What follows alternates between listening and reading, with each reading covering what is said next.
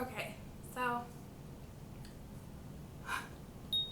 again, I'm stepping out of my comfort zone.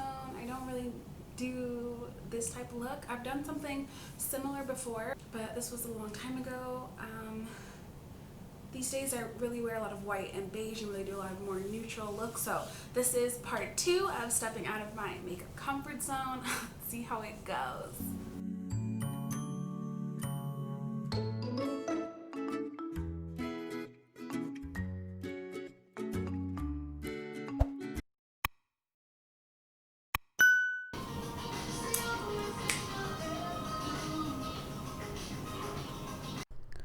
Alright, so today's look is inspired by Esther Kuria. This is the look I'm going to try to do.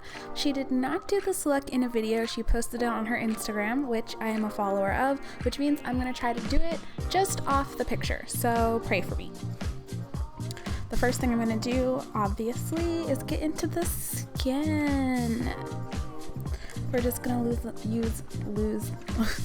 use a little bit of luminescence here to give myself a smidge of shine, and I'm going in with this e.l.f. Concealer type brush, just like stipple through a bit of glow.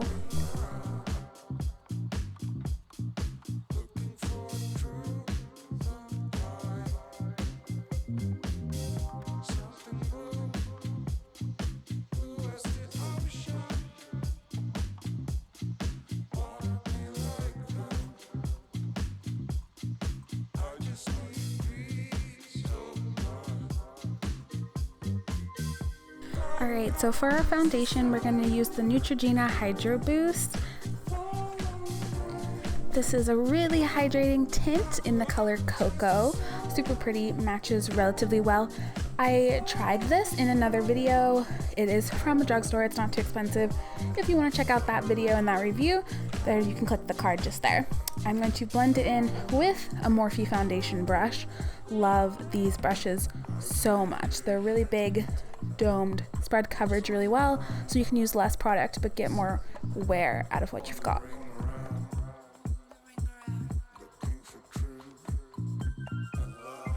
Now, Esther's skin is always flawless in her photos, so I really am trying to focus on a matte, even color. I'm going to be doing my highlight with an Anastasia Beverly Hills foundation stick and my contour with a Kiko contour stick.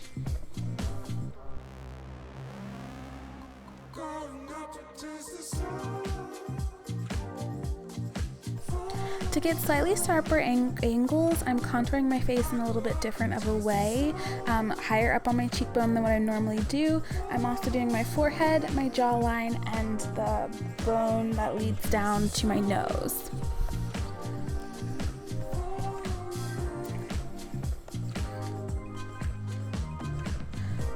Now to highlight, I'm putting all under my eyes. I'm pretty sure this is the color Sand or Tan Sand, one of the two. I'm not quite sure, I don't have it in front of me. But as you can tell, it is kind of yellowish, so I always have to make sure I bake with like a yellowish color. But I'm doing a full under eye concealer highlight today and blending in with that same brush that I used to do my luminous primer. So it is, again, an e.l.f. foundation brush. You can just get this at any drugstore or Target, and it blends so beautifully. I've been sleeping on e.l.f. brushes, guys, not gonna lie, but I am so impressed with them.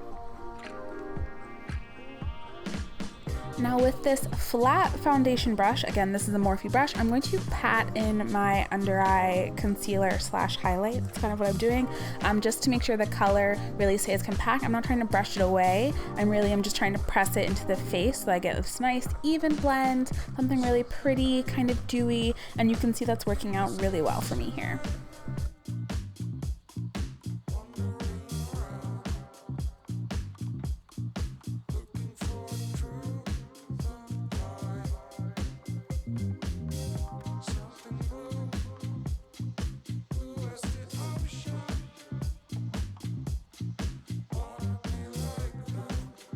Moving on to properly highlight, I'm using the Dior Forever Undercover Foundation, or this is their concealer. I love this formula, love this foundation, love this concealer. They smell so amazing.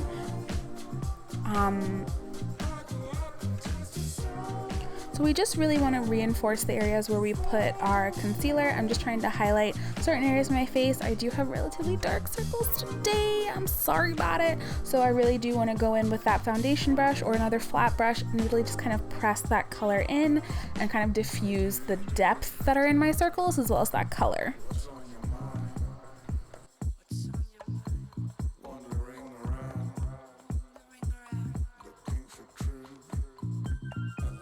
Now this is a bristly MAC blush brush, and I'm going in with my Fenty Banana Powder. And we're just gonna powder up the face a little bit, help reduce shine, especially with this eyeshadow look. You do wanna have a little bit under there to collect any fallout. So I'm just gonna use this brush and go over anywhere that I've highlighted or concealed.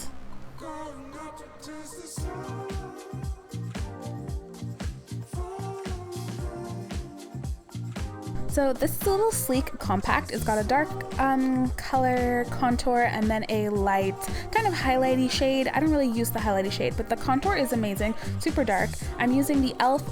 domed powder brush, I think that's what it is. I did an entire look with just this one brush. If you want to see that, check that out. But this works amazing to just kind of deepen that contour, deepen that darker color that I applied earlier, kind of highlight my cheekbones. I put a little bit under my bottom lip to kind of bring out that fullness, as well as I'll do my jawline and my hairline as well. You can see how easily the sleek powder blends out and how great this brush is with the dome to highlight target areas without spreading the color too far.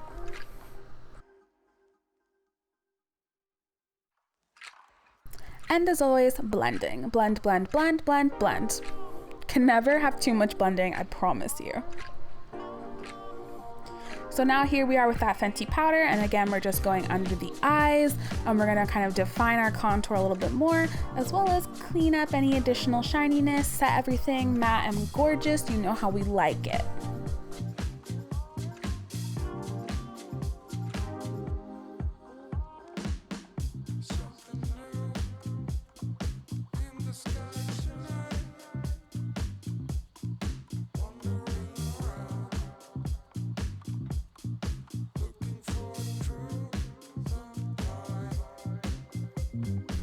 To be honest, it's a miracle that I did not spill anything on this white shirt. I don't know what it is. I love wearing white. I love these white shirts, but I always do my makeup after I've gotten dressed, and it just doesn't seem like the best idea.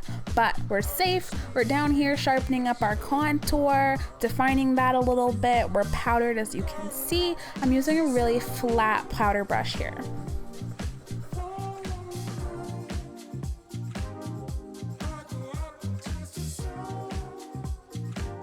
And then here I'm going in next to my nose to really define that shape and adding additional loose powder, mainly for the fallout, because this is where stuff gets real. I'm gonna try to recreate this eyeshadow look. Hers looks flawless. I have two palettes here to use. This is the Fenty, I think, Galaxy palette that I was given a while back, and it's got some of those really shimmery blue and white shades that she seems to use. And then you guys have seen this Violet Rose palette, which I used when I did my Jackie Aina makeup challenge look. So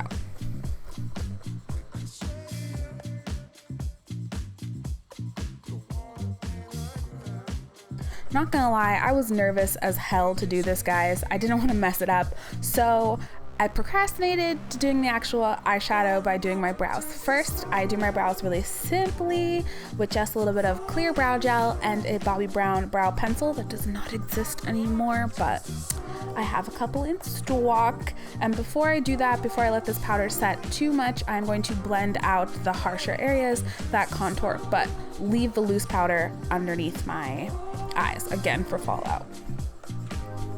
So this is that Bobbi Brown brow pencil. It is in the color Mahogany, and yes, they are stubs because I need to use it every last bit. I'm not even playing with you guys, so don't come for my Bobbi Brown brow pencils when you see them looking all stubby and whatnot. Okay.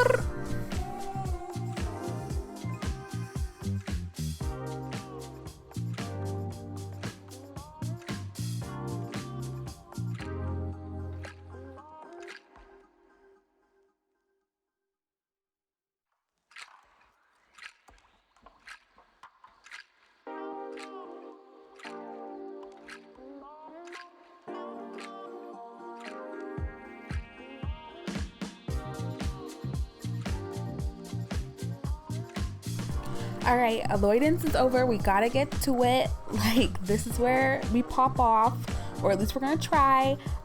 So we're gonna first try to figure out, I had a hard time figuring out how she kind of layered her colors, how she did her base, where I should start. I just procrastinated the heck out of this. I just didn't know what to do. So I started with the Violet Ross palette.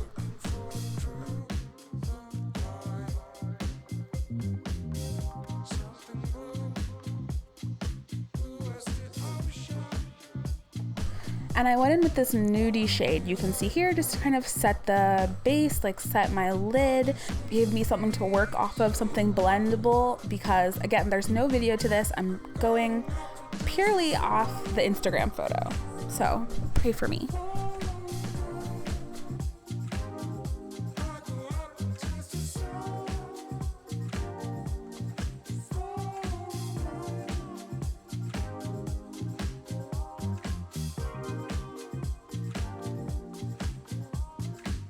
So in her photo, originally she uses this like pearlescent white shadow or something. And in this Violet Ross palette, there was this shimmery pinky color. And that's what you can see me trying to go in on my lid with first, because I thought that would work best. It'd look really nice with my skin tone.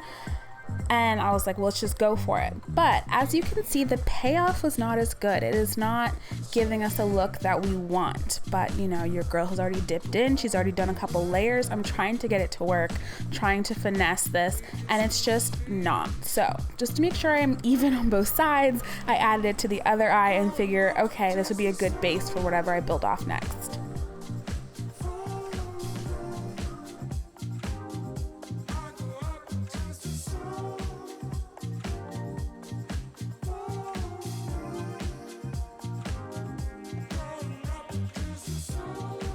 So again, using the lightest, shiniest, shimmeriest, palest color that they had here, you can tell it's still a little bit beigey, which is why I love this Charlotte Ross palette. It's full of like warms and nudes and browns, but it's just not working for me. I tried to pack it on with a thick eyeshadow brush and it just wasn't working. So I did blend out with a couple shades. Like there, I'm using the nude brown to just kind of soften all the edges, because I'm going to eventually switch over to the Fenty palette and go ham with some glitter.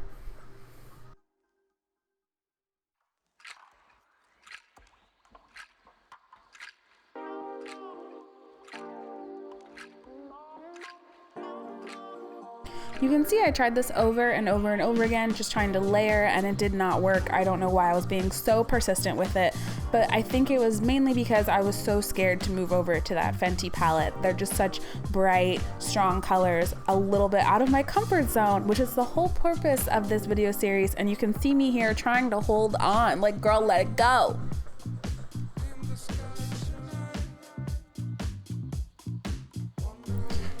All right, so when I was happy enough with whatever I had down, I went in with this MAC eyeliner pencil. It's like a roll up. It's very old. I've had it for quite a while and just really like this color. But that is what I'm going to use under my eye to kind of replicate the blue shadow and liner she had. So I'm using that really quickly to tightline my bottom lash waterline and kind of get the blue down, just so we can kind of see how we're going. The way I approached this entire eyeshadow look was baby steps, baby steps, baby steps. Let's build off of that. So that's how I started the bottom liner, and you can see me looking back and forth, constantly checking the reference.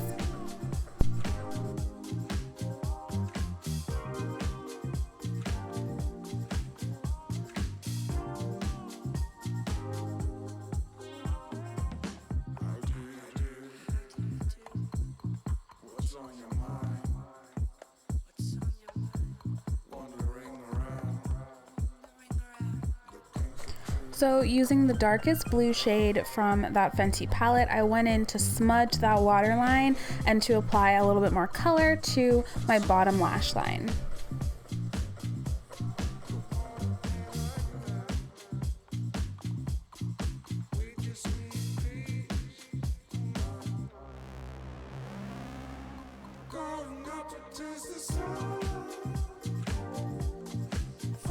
And then here I am again on that Fenty palette. I picked the palest, shimmeriest color I could find. This is really pretty luminescent white almost.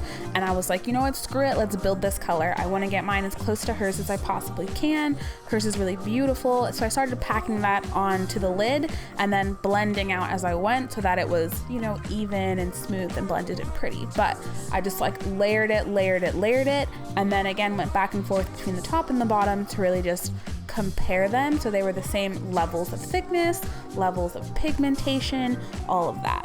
When I finally got something I liked, we went in with a liquid liner to line the top. I am addicted to a good wing, so you know I winged it out.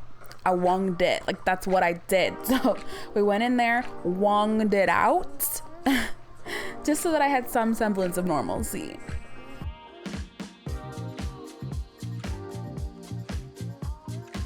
And then over that liquid that I put, I'm putting this Kiss Lash Glue Liner. I think that's what it's called. This stuff's amazing. You use it like an eyeliner, but it's sticky like glue, and it makes putting your lashes on so quick. You just pop them on. So that's what I did. I did my original liquid liner just to kind of like have a nice base, and then put this glue lash liner on top.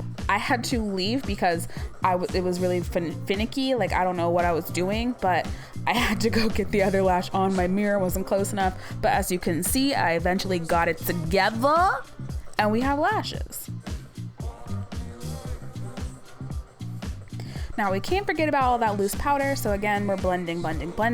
I think I probably should have used a translucent powder for this because I do look a little bit yellow under my eyes, but we'll try to fix that later. And again, we're using the Too Faced Better Than Sex mascara here to just kind of blend my lashes with my falsies.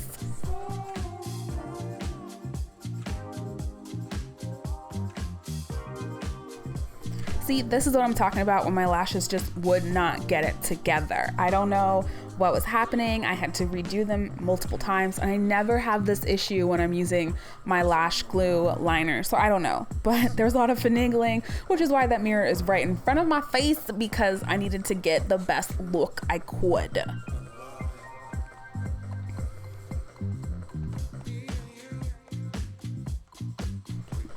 Towards the end, I just wasn't happy with how the eyeshadow was looking. It wasn't as vibrant, it wasn't popping like I wanted to. So I just used my finger to pat on the pigment directly onto the top to try to get as close to her luminescence as possible.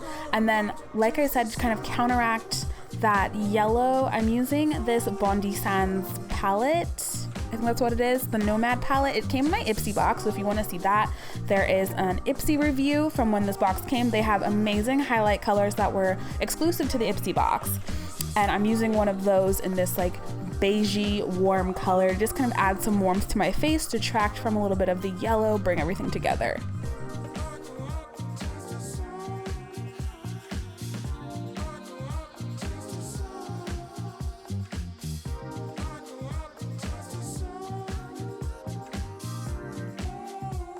And again, more blue because I was constantly unsatisfied and didn't think that I got this anywhere close to what hers looks like, but I'll let you guys be the judge.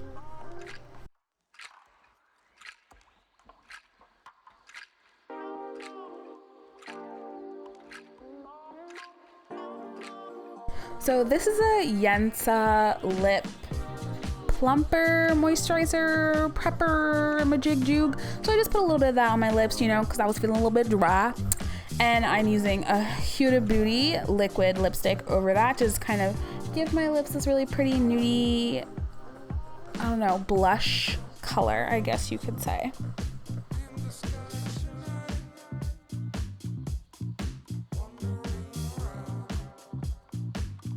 To be quite honest, I wish I had done it the other way around because it looks relatively brown on my skin, like relatively dark when it goes on, even though in the packaging it's really pretty and nude pinky. So I wish I had put the Yensa on top of it, but I think I rocked it. Like, what do you guys think of the final look? Do you think it is a good representation of what Esther's look did? Do you think I did a good job? Like, let me know with your comments. I really want to know.